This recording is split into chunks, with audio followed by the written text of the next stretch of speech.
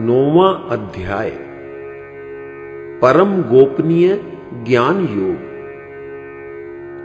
श्री भगवान बोले, गुणवानों के गुणों को देखो, गुण में दोष कभी ना ढूंढो, मिथ्या आरोपण ना करो, दोष रहित भक्त बनो तुम।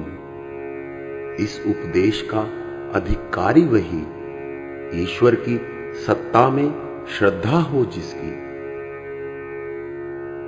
समस्त दुखों से, दुखमयी कर्मों से, दुर्गुणों से, जन्म मरण के सांसारिक बंधन से, इस बंधन के अज्ञान से वही छूट पाता जो ज्ञान से, विज्ञान से इस ज्ञान योग की महिमा समझे, वह पाप रहित हो जाता। गोपनीय योग से परिचित होकर मोह माया से मुक्त हो जाता, वह बंधन से मुक्ति पा जाता।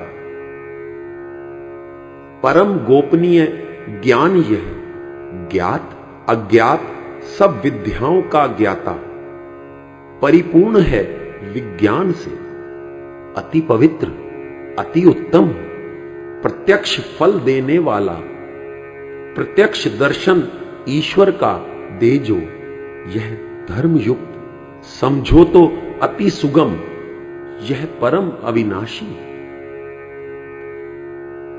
हे परंतप, श्रद्धा से यह ज्ञान समझ सकते, श्रद्धा रहित यह भाव समझ ना पाता।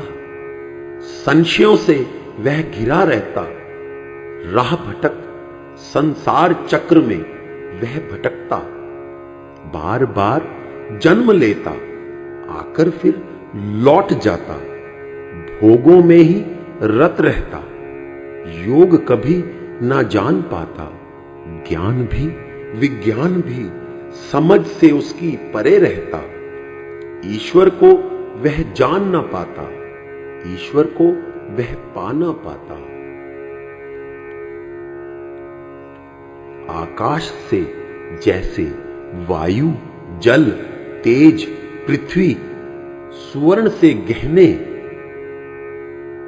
और मिट्टी से बर्तन व्याप्त रहते, वैसे ही यह विश्व सारा सगुण निराकार परमात्मा में व्याप्त सदा। सब प्राणी जन मेरे संकल्प में आधार स्थित, यदि देखो तो वास्तव में मैं उनमें स्थित नहीं कहीं। असाधारण योग शक्ति को मेरी देखो, समस्त जगत मुझ में स्थित है और मैं फिर भी स्थित नहीं कहीं। कारण भी मैं हूं तुम्हारा, आधार भी मैं हूं तुम्हारा, सर्वव्यापकता को मेरी समझ, मैं तुझ में होकर भी तुम्हारी स्थिति से विरक्त हूं। निर्लिप्त भाव से इस प्रकृति की मैंने रचना कर दी, इस भाव से मैं विरक्त हूं। तुम मानो तुम्हारे साथ हूं, तुम मानो तुम्हारा ज्ञान हूं, पर मैं होकर भी तुम में स्थित नहीं। बादलों का आधार आकाश है जैसे, पर बादल उसमें सदा नहीं रहते, अनित्य हैं, स्थिर सत्ता नहीं उनकी। ऐसे में आकाश सदा रहता और बादल है या नहीं कहीं, आकाश सदा व्याप्त रहता, उसकी स्थिरता बनी रहती है। संपूर्ण ब्रह्मांड मेरी योग शक्ति से निर्मित, प्राणी का आधार वही। जगत है, मुझसे है, प्राणी है, मुझसे है। मैं प्राणी मात्र से स्थित नहीं। मेरी योग शक्ति को देखो, प्राणी को धारण करने वाला, प्राणी का पोषण करने वाला, प्राणी को उत्पन्न करने वाला, निर्लिप्त भाव से कैसे अपनी स्थिति में स्थित होकर प्राणी मात्र में स्थित नहीं। आकाश से उत्पन्न होकर वायु सर्वत्र विचरती, आकाश में सदा स्थित रहती। मेरे संकल्पों से उत्पन्न प्राणी सर्वत्र सदा मुझ में स्थित रहता। तब भी इस प्राणी मात्र के मोह भाव से मैं मुक्त रहता। इस प्राणी मात्र के विकारों का सर्वथा मुझ में अभाव रहता। हे अर्जुन, ब्रह्मा की आयु जब पूर्ण होती, कल्पों का जब क्षय हो जाता, महाप्रलय के उस काल में सब प्रकृति जनित प्राणी नष्ट हो जाते, सब मेरी प्रकृति में लीन हो जाते।